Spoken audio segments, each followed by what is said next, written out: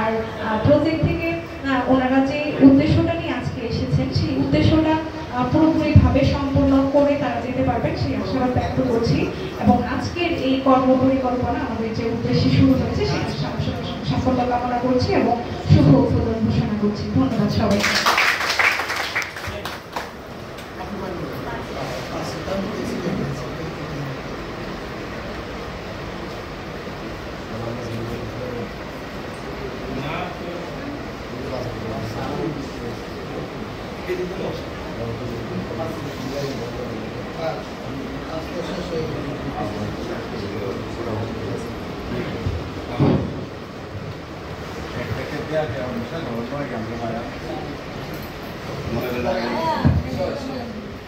আসসালামু আলাইকুম, আমি আমনিনা, এই প্রজেক্টের ট্রেনার হিসেবে আছি।